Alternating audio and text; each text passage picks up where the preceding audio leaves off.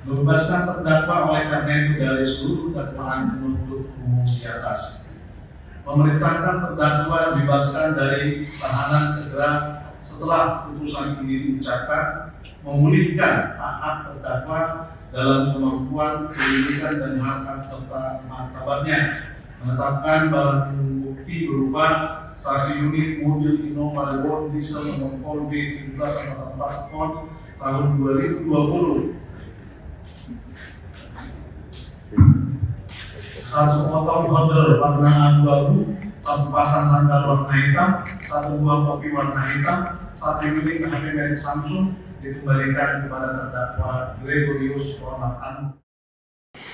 Nah, itu yang kemudian dikecam oleh banyak orang, ya, sehingga kan orang berspekulasi apakah karena dia anak seorang anggota DPR, kan gitu, kan itu spekulasi yang berkembang di tengah masyarakat, sehingga kemudian dia ya dibebaskan. Ada apa dengan hakim tersebut? Ya, kenapa dia mati rasa? Kenapa keyakinannya itu roboh, bukan goyah, roboh, ya? Karena kalau merujuk kepada pasal 183 KUHP kita, dan di 184 itu sudah ada alat-alat bukti ya yang diatur dalam pasal. Bebasnya anak anggota DPR RI Ronald Tanur dari kasus pembunuhan menjadi perhatian DPR RI. Bahkan keputusan Hakim Pengadilan Negeri atau PN Surabaya membebaskan Ronald Tanur hingga dibahas di Komisi 3 DPR RI pada Senin 29 Juli. Komisi 3 DPR RI mengundang keluarga korban mendiang Dini Sera Afrianti dan pengacaranya dalam audiensi di gedung DPR RI.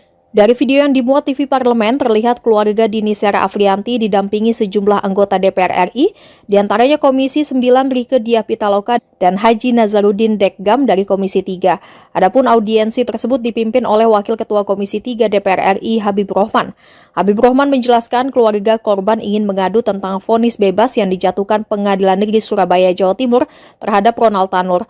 Pun DPR RI merasa audiensi ini penting lantaran pembebasan Ronald Tanur juga dianggap janggal. Amar putusan mengadili dalam eksepsi, menolak eksepsi termohon dan pihak terkait untuk seluruhnya. Dalam pokok permohonan, menolak permohonan pemohon untuk seluruhnya. Pendapat berbeda atau dissenting opinion. Terhadap putusan Mahkamah Konstitusi aku terdapat pendapat berbeda atau dissenting opinion dari 3 orang hakim konstitusi, yaitu Hakim Konstitusi Saldi Isra, Hakim Konstitusi Eni Nurbaningsih, dan Hakim Konstitusi Arif Hidayat. 2 polisi penembak Laskar FPI di kilometer 50 tol Cikampek divonis bebas oleh Hakim Pengadilan Negeri Jakarta Selatan. Hakim mendapati adanya alasan pembenar dan pemaaf seperti yang dilayangkan kuasa hukum terdakwa dalam nota pembelaan.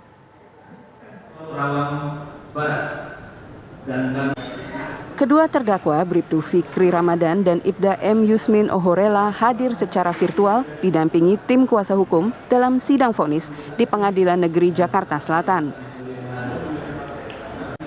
Hakim menyatakan Bribtu Fikri bersalah melakukan pembunuhan dan penganiayaan yang mengakibatkan kematian di kilometer 50 tol Cikampek pada 7 Desember 2020. Namun dalam putusannya, hakim mendapati adanya alasan pembenar dan pemaaf, sebagaimana yang dilayangkan tim kuasa hukum terdakwa dalam nota pembelaan atau pledoi. Atas dasar itu, hakim menjatuhkan vonis kepada anggota Polri aktif tersebut dengan hukuman bebas alias tidak dipidana. Mengadili 1. Menyatakan terdakwa Fikri Ramadan tersebut telah terbukti melakukan tindak pidana sebagaimana dalam dakwaan primer penuntut umum. 2. Menyatakan perbuatan terdakwa Fikri Ramadan melakukan tindak pidana sebagaimana dalam dakwaan primer penuntut umum adalah dalam rangka pembelaan terpaksa non-fair dan pembelaan terpaksa melampaui batas atau non-fair excess. 3. Menyatakan bahwa kepada terdakwa tidak dapat dijatuhi pidana karena adanya alasan pembenar dan pemaaf. Assalamualaikum warahmatullahi wabarakatuh. Jumpa lagi kita pada kesempatan ini. Saya Busta Minarda mendoakan kepada Allah Subhanahu wa taala, Tuhan Yang Maha Esa, semoga kita seluruhnya diberinya petunjuk ke jalan yang benar. Sahabat BN, putusan Pengadilan Negeri Surabaya yang membebaskan terdakwa Ronald Tanur, anak seorang anggota DPR RI yang didakwa membunuh pacarnya, telah merusak rasa keadilan di negeri ini. Ini tidak saja merusak rasa keadilan bagi keluarga korban, tetapi telah merusak rasa keadilan bagi seluruh rakyat Indonesia. Karenanya, berhubung masih ada lagi tingkatan pengadilan yang lebih tinggi untuk mencari keadilan, maka tentu diharapkan pada tingkat banding dan kasasi nanti rasa keadilan itu akan didapatkan. Sebab di negara hukum ini seluruh warga negaranya harus sama kedudukannya di hadapan hukum. Karena itu kedudukan korban dan keluarganya harus sama di hadapan hukum dengan warga negara yang lainnya di level manapun strata kehidupannya. Selaku rakyat, kita sangat mengapresiasi tanggapan wakil rakyat di Senayan, terutama Komisi 3 DPR RI yang telah menyikapi putusan Hakim Pengadilan Negeri Surabaya ini dengan sangat peduli. Inilah yang diharapkan tentunya selama ini oleh rakyat, oleh warga negara ini terhadap anggota DPR, terhadap wakilnya di DPR. Ketika dia melihat rasa keadilan terusik, dia muncul memperjuangkannya. Ketika dia melihat ada kekeliruan dalam proses berbangsa dan bernegara, dia maju, dia tampil, dia berada di garis depan. Namun sehubungan dengan ini, sahabat BN, satu hal yang sangat kita sesalkan pula kepada wakil rakyat kita di DPR ini, ketika putusan Hakim Mahkamah Konstitusi yang memutuskan bahwa tidak ada kecurangan dalam Pilpres 2024 dan menolak seluruh gugatan dari pemohon, mengabulkan seluruh pembelaan dari termohon,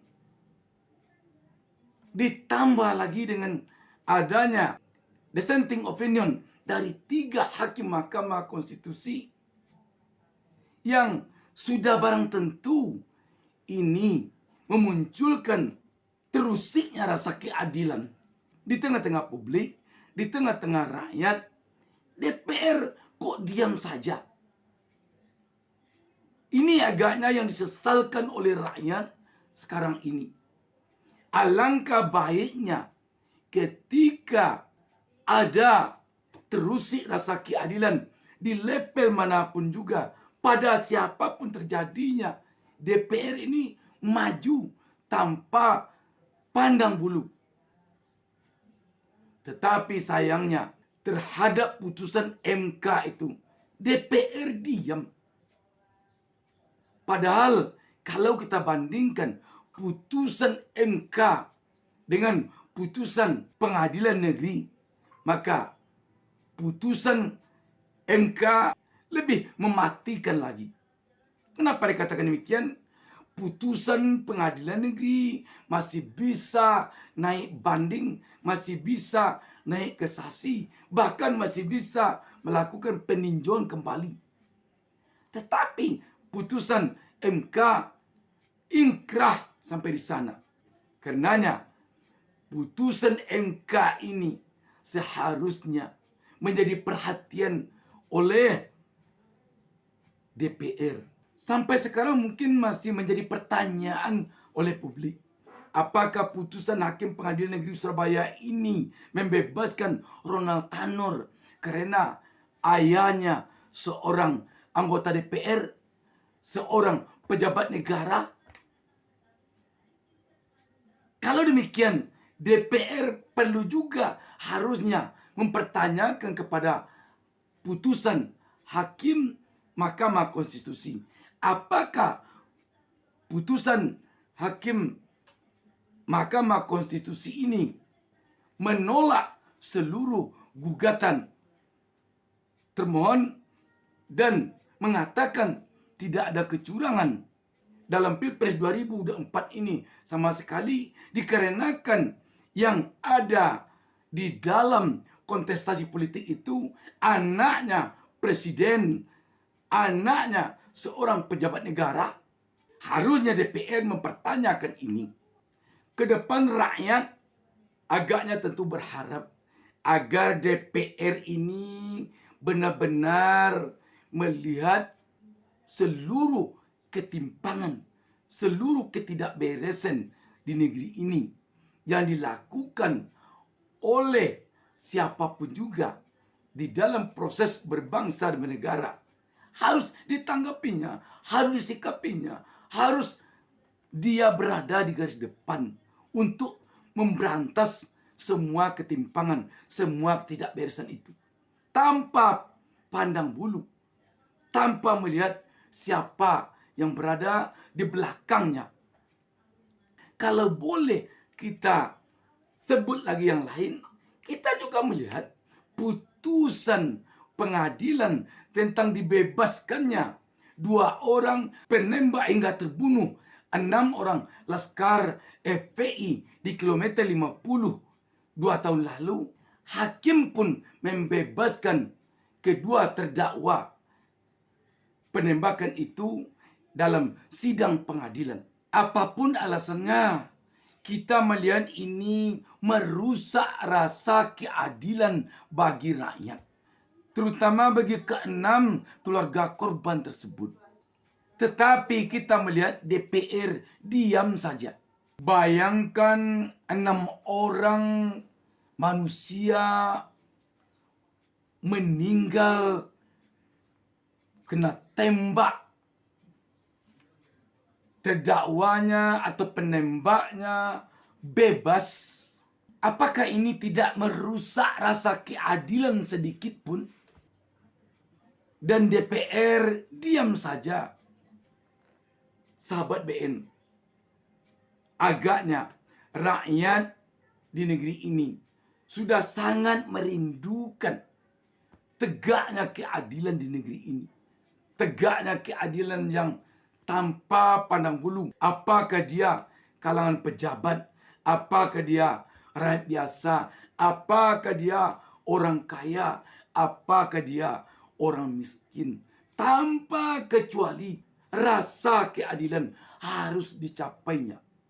Sahabat BN, kalau kita melihat orang tua dari korban dalam kasus Ronald ini, sedih kita melihat orang tua laki-lakinya itu ketika dia tampil di layar televisi. Mohon maaf kalau kita mengatakan sederhana sekali kelihatannya. Tampak di dalam penampilan bahwa dia bukan orang penting, bahwa dia bukan pejabat negara, bahwa dia bukan anggota DPR, bahwa dia bukanlah pejabat apapun, tetapi rakyat biasa. Akankah disepelekan keadilan untuk dia? Tentu tidak. Dan tentu keluarga korban, khususnya rakyat Republik Indonesia umumnya, mengharapkan DPR bisa mengawal kasus ini sampai keluarga korban mendapatkan rasa keadilan. Dan jangan terkesan nanti kepedulian DPR sekarang ini tak lebih dari hanya sekedar pencitraan saja. Demikian, wassalamualaikum warahmatullahi wabarakatuh. Jangan lupa subscribe, jangan lupa subscribe.